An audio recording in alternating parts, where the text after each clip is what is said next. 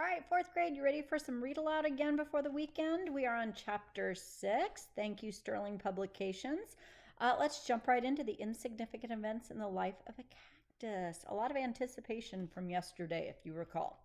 So let's see. Chapter 6 starts out. Why is your whole lunch in here? Mom asked as she rummaged through my school bag.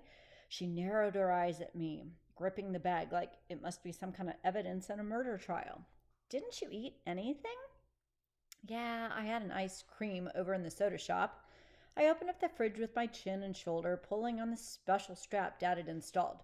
Opened the produce drawer with my foot and lifted out a small bag of carrots to snack on. I could feel Mom's frown on my back.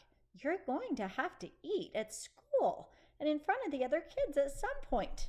Avon, I know. I wasn't hungry today. Are you embarrassed, honey?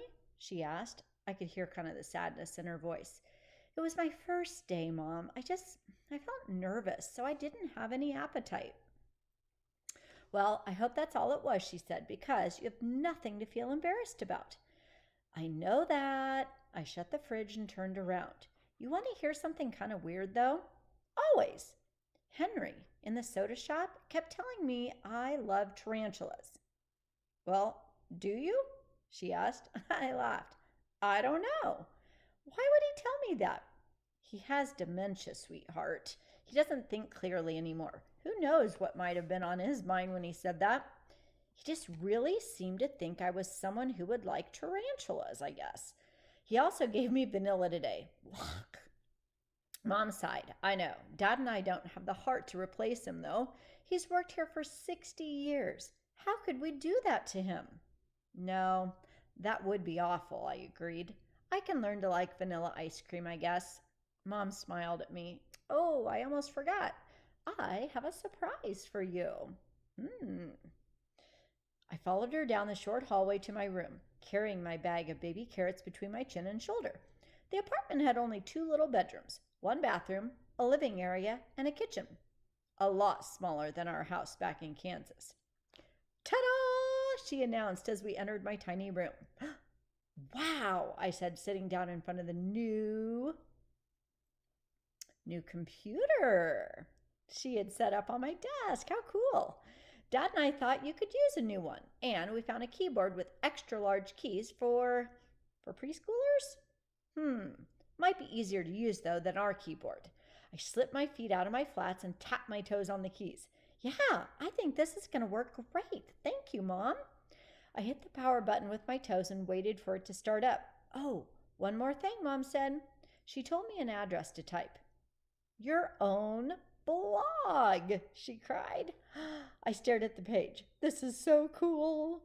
Dad set it up for you. We know you love to read Emily and Brittany's blogs, so we thought you should have one too. It might be a good way for you to keep up on everything that's going on with you here. What should I blog about? Well, what do Emily and Brittany blog about? Well, Brittany mostly blogs about fantasy books, and Emily, she's trying to be a restaurant critic. Well, Mom smiled. Why don't you blog about soccer? That reminds me, did you find out when tryouts are going to be? Not until spring, unfortunately. I kind of hoped they would have soccer in the fall. Yeah, that stinks, Mom said. Well, you and Dad will just have to keep practicing together until then. Dad had already set up the new goal, remember, in the rodeo arena? And we had gone out there together early one morning before the sun could cook us. Despite the ball getting all dusty while we played, it had been kind of fun. Okay, yeah, I said. Yeah, we will. Dad had enrolled me in soccer when I was back in second grade. Prior to that, our attempts at several dad activities had mostly ended in failure. Or worse, disaster. The time you tried to teach me how to fish immediately comes to mind.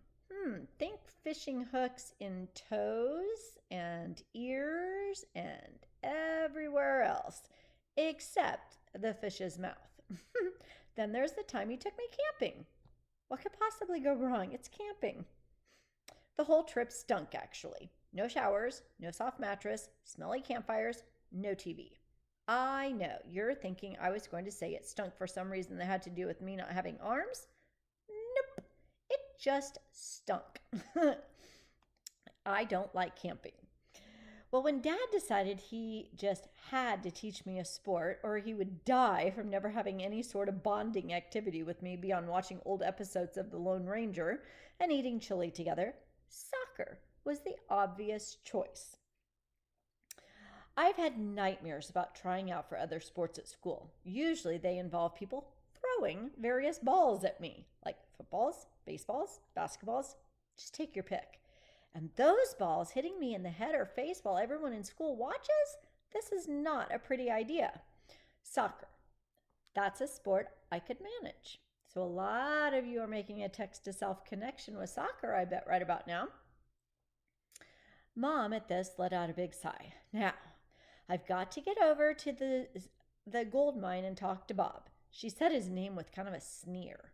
You know, he actually smacked a gold pan out of a 4-year-old's hand today because he kept picking the quartz out instead of the gold. Dad had to give the whole family free ice cream and t-shirts. She threw her hands up in exasperation. It's pretty awful. What are we going to do? Any day now, I expect he'll hit a toddler over the head with one of those pans. And then you'll have to give the family a whole lot more than ice cream and t-shirts. Her eyes grew huge with alarm, like I was Madame Myrtle and had just foretold the actual future of tomorrow. I giggled as she stormed out of my room, having sufficiently worked herself up to lay into Bob, mumbling something about how he'd better get his act in line or she was going to put her foot in it. I don't know. I was happy Mom was working with it out at the park. She really did seem to enjoy it, and it gave her something to do while I was at school during the day. I stared at the screen and typed my first blog post. So it has big bold letters for what she's typing here. School's awful. It's hotter outside than the dishwasher steam cycle, but much less steamy. And it doesn't smell like soap. At least my arms aren't hot, though. Ha ha. Yeah, that's because I don't have any. Then that's the end of her post. So I posted it and nodded at the screen with satisfaction. Then I sat on my bed and munched on the carrots while I worked on my homework. My teachers had all been nice enough, but I didn't want them giving me special attention or treatment. I could tell they all wanted to. The worst had been when Mr. Jeffries, my art teacher, asked the class if someone would pair up with me to help me get my paints ready. I couldn't have felt more put on the spot than if he had asked me to tap dance while balancing the paints on my head. I told him I didn't need help and I could get the paints ready all by myself. The whole class had watched me the entire time, trying to pretend they weren't watching. As I had collected my supplies and arranged them at my workspace, it took me at least twice as long as most people to do the things like this, and yet I still managed to be the very first person in the room to have all my paints ready. I guess the other kids were just too busy observing me getting ready. I tried not to let it get to me. I reminded myself throughout the day that curiosity, well, that was normal, right? I shouldn't let it bother me. I missed my friends back home in Kansas. Of course, I'd had to deal with the usual stares when I'd go out places, but never at school. I especially missed my friend Emily. I wished we were sitting on my bed together, working on our homework, listening to some terrible pop song Emily loved, giggling about something stupid. But now it was just me. I sighed as I wrote out a math problem, nimbly holding the pencil between my toes. I loved math. After all, it was just problem solving.